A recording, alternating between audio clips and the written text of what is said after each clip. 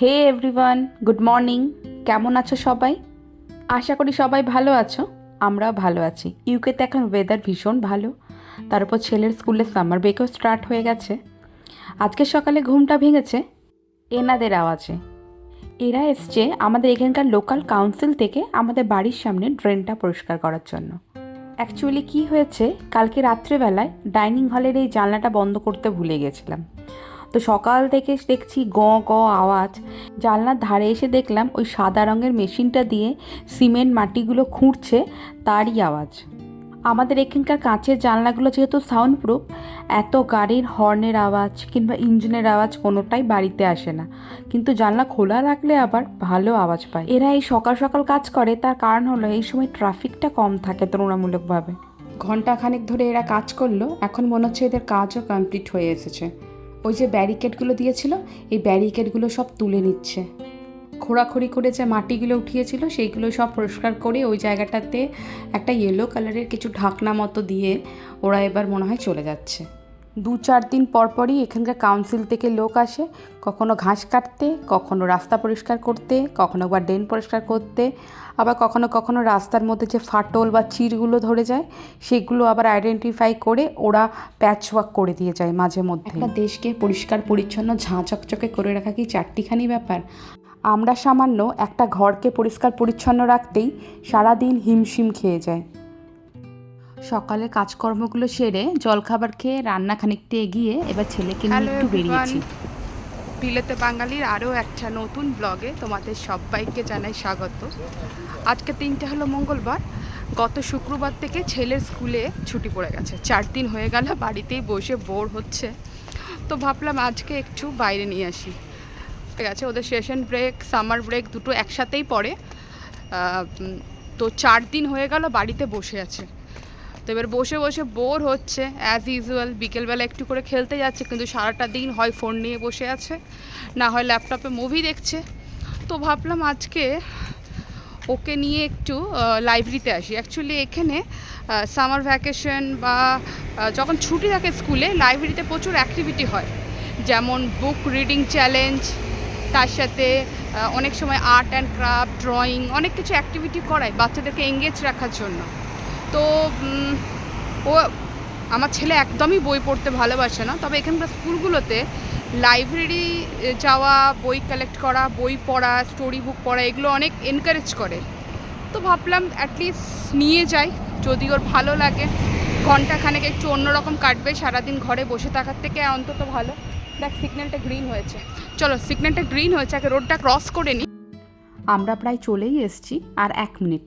এই সিগন্যালটা ক্রস করব, অরেঞ্জ কালারের ওই যে বিল্ডিংটা, ওটাই হলো আমাদের এখানকার লাইব্রেরি। আর ওই যে লিটিল রাহুল বলে যে দোকানটা রয়েছে, সেটা হলো এখানকার খুব পপুলার একটা এশিয়ান রেস্টুরেন্ট। ছেলেটা আমার হাতে পায়ে এতটাই চঞ্চল, 1 মিনিটও স্থির হয়ে বসে না। এই লাইব্রেরিতে এসেও এই রোতে ঢুকছে একবার, ওই রোতে ঢুকছে, একবার বলছে ভূতের বই, একবার বলছে ফিকশন স্টোরি। হাতের সামনে একটা ডিটেকটিভ স্টোরি বুক পেলাম, সেটাকে দিয়েই বকে বসিয়ে রেখেছি এখন। যতবার লাইব্রেরি আসি আমি এই রোড সাইড টেবিলটাতেই বসি। বেশ ভালো লাগে, শান্ত নিরিবিলি পরিবেশ, বাইরে দিয়ে রাস্তা দেখতে পাচ্ছি, তার মধ্যে হাতে বই, শুধু 1 কাপ কফির অভাব। এখানকার বুক সেলফগুলোতে যতগুলো বই রয়েছে সব অ্যালফাবেটিক্যাল অর্ডারে সাজানো। এইদিকে যেমন ডাব্লিউ দিয়ে যে বইগুলোর নাম, সেগুলো সব এদিকে রাখা আছে। আপনারা কে কে স্টুডেন্ট লাইফে বই পড়তে পছন্দ করতেন? আমি তো একদমই পড়তাম না স্টোরি বই। কলেজে যখন 3rd ইয়ারে পড়ি তখন বই পড়ার খুব নেশা চেপেছিল আমার।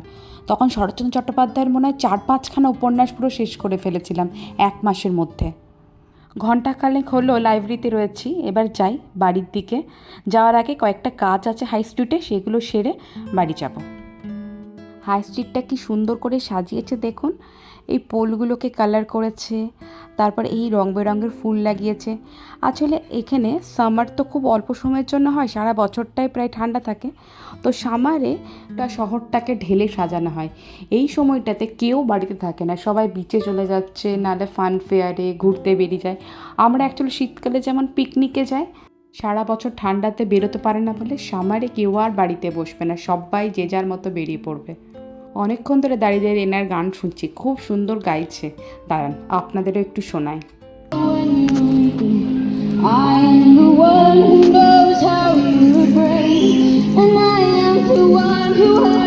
একটা এশিয়ান স্টোরেও গিয়েছিলাম, কয়েকটা জিনিস কেনার ছিল, নেওয়া হয়ে গেছে। চলুন এবার টুকটুক করে বাড়ির দিকে এগোই। দেখেছেন এখানকার মারা বাচ্চাদের হাতে দড়ির মতো একটা জিনিস বেঁধে রাস্তায় হাঁটিয়ে নিয়ে যায়। ঘড়িতে এখন সন্ধ্যে 6:30।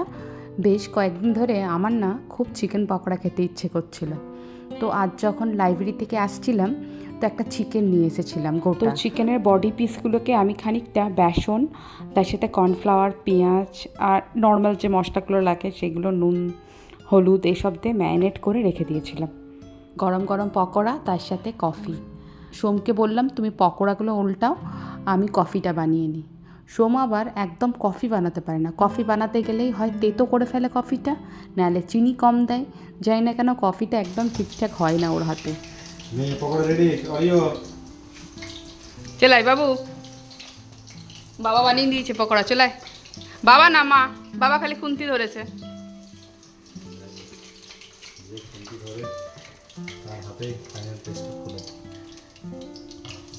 ও, যে খুন্তি ধরে তার হাতে ফাইনাল টেস্ট খোলে। আর যদি আমি হেল্প না করতাম, তুমি করতে পারতে? কতটা লাগবে নুন মশলা মাখা? আমি এত কিছু জানি না। তোর ক্যাচাপ লাগবে? ক্যাচাপ? হ্যাঁ, ফর্কের কি দরকার? তুই পকোড়া খাবি, তুই ইয়ে কর বাবু, ক্যাচাপ দেবো? হুম, কাঁচা লঙ্কাটা কার? হ্যাঁ, তোমার তোমার সব কিছুতে কাঁচা লঙ্কা চাই না? চলুন তাহলে আজকের ভিডিওটা এখানেই শেষ করি। ব্লগটা যদি ভালো লাগে একটা লাইক করে চ্যানেলটাকে সাবস্ক্রাইব করে নেবেন। আর যদি ফেসবুক থেকে দেখে থাকেন পেজটাকে ফলো করতে ভুলবেন না কিন্তু। খুব শীঘ্রই দেখা হচ্ছে আরও একটা নতুন ভিডিওতে। ততক্ষণের জন্য টাটা।